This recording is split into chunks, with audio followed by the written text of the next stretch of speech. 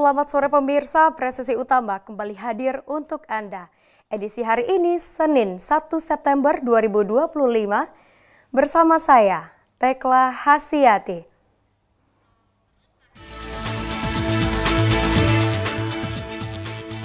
Satreskrim Narkoba Polres Cimahi berhasil membongkar praktik home industri pembuatan tembakau sintetis di kota Cimahi.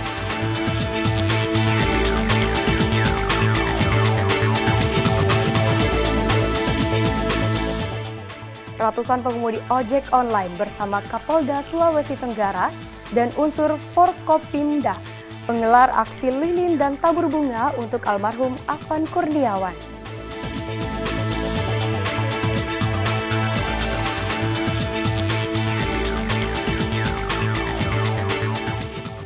Direktorat Polairut Polda Maluku Utara menggelar kegiatan literasi pesisir dan aksi bersih pantai.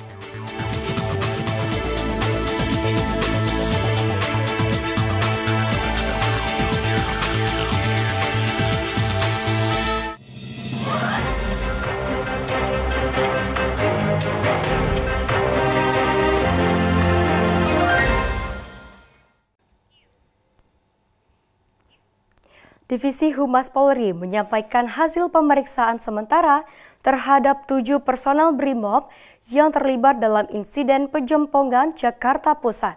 Dari hasil pemeriksaan terbagi 2 pelanggaran, yaitu pelanggaran sedang dan pelanggaran berat.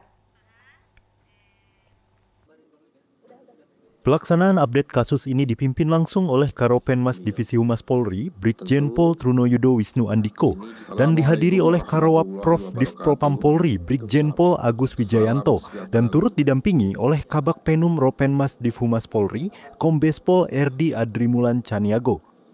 Hasil pemeriksaan sementara yang dilakukan oleh Divpropam Polri mengidentifikasi 2 jenis pelanggaran, yaitu pelanggaran berat dan pelanggaran sedang. Untuk pelanggaran berat dijatuhkan kepada Kompol K dan Brib KR yang duduk di kursi depan sebagai pengemudi dan pendamping. Sedangkan 5 anggota lainnya masing-masing Brib 2D, Aibda M, Bribda M, Baraka Y, dan Baraka J yang berada sebagai penumpang. Dikenakan pelanggaran sedang. Informasi lebih lanjut, Karawap Prof Divpropam Polri, Brigjen Pol Agus Wijayanto menegaskan pelanggaran yang akan diterima untuk kategori berat adalah PTDH dan kategori sedang adalah patsus, demosi, dan sebagainya. Selain itu, proses pemeriksaan dan pemberkasan sudah selesai yang nantinya akan dilaksanakan sidang lanjutan untuk kategori berat atas nama Kompol K pada Rabu 3 September dan Brib KR pada Kamis 4 September 2025. Untuk kategori pelanggaran berat dapat dituntut dan dapat dituntut ancamannya adalah pemberhentian tidak dengan hormat (PTDH). Untuk kategori sedang dapat dituntut dan nanti keputusan sanksi itu ada di Komisi Kode Etik Profesi Polri. Macamnya adalah sanksinya patsus atau mutasi demosi atau penundaan pangkat dan penundaan pendidikan.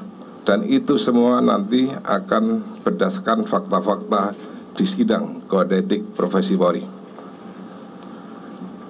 Akreditor telah menyelesaikan proses pemeriksaan dan pemberkasan terhadap para terduga yang 2 kelompok ini, kategori berat dan kategori sedang, dan akan dilaksanakan sidang untuk kategori berat pada hari Rabu tanggal 3 September 2025 untuk terduga pelanggar Kompol K. Dan Kamis tanggal 4 September 2025 ini untuk terduga pelanggar Brib KR. Sedangkan kategori sedang nanti setelah Rabu dan Kamis dan proses sedang berjalan.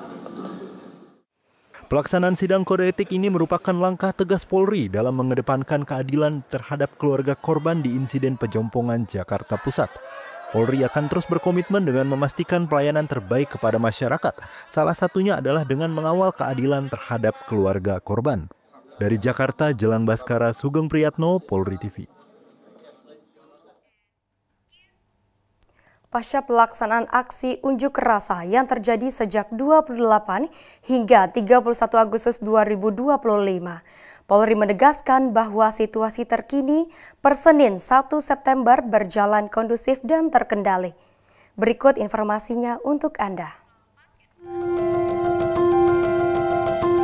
Pasca aksi unjuk rasa yang terjadi sejak 28 hingga 31 Agustus 2025, Polri memastikan situasi terkini per Senin 1 September dalam kondisi kondusif dan terkendali. Hal ini disampaikan oleh Karopenmas Divisi Humas Polri, Brigjen Pol Trunoyudo Wisnu Andiko. Ia menegaskan, situasi terkini di ibu kota dan berbagai daerah berjalan aman dan terkontrol.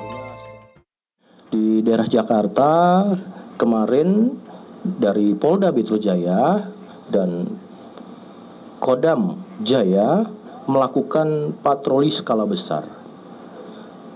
Dan kemudian kita bisa lihat saat ini dan merasakan tentunya langkah-langkah dari preemptif, tadi preventif, dan tentunya ada penegakan hukum, ya. Ini juga dalam rangka tadi mewujudkan suatu rasa aman dan nyaman yang menjaga kehidupan sosial masyarakat maupun berbangsa dan bernegara secara nasional. Ini terus dilakukan. Artinya saat ini kondusif, ya, yang kembali bekerja saat ini juga beberapa sudah bekerja, ya, tentu semuanya sudah bisa merasakan. Polri menegaskan akan terus memberikan perlindungan, pengayoman, dan pelayanan terbaik, serta menjaga stabilitas keamanan pasca aksi demonstrasi yang terjadi belakangan ini.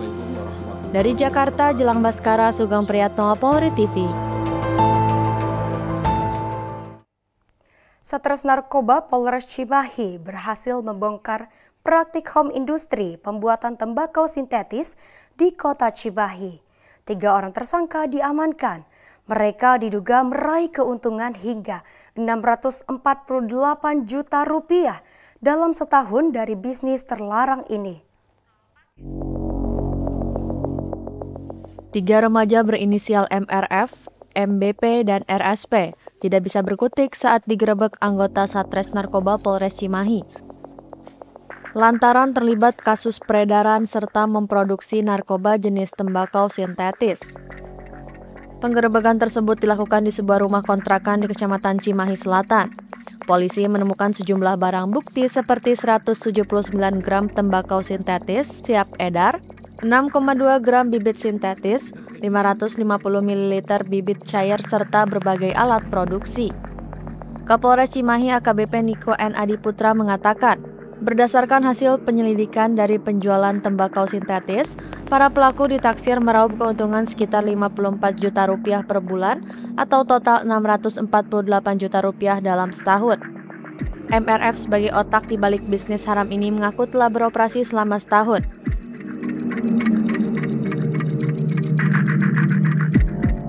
Industri tembakau sintetis yang dilakukan oleh 3 orang tersangka dengan inisial MBP, RSP, dan MRF.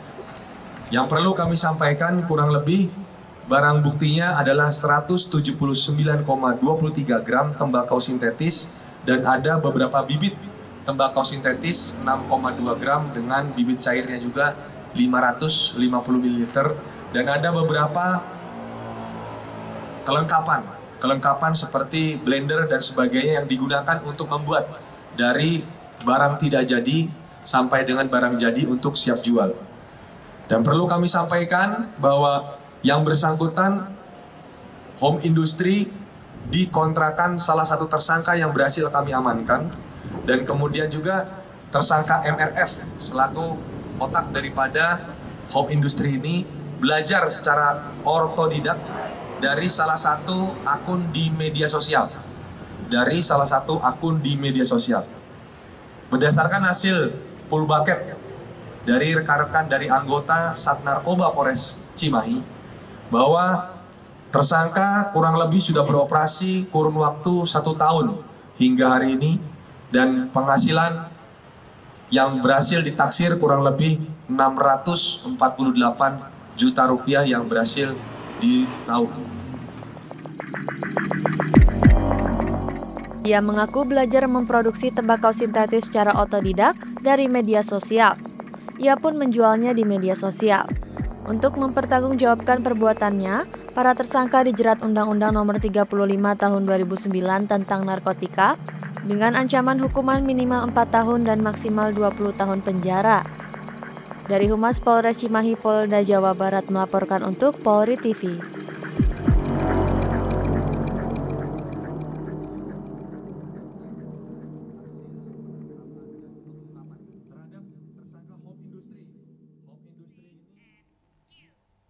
Pemirsa, kami akan segera kembali usai jeda berikut ini.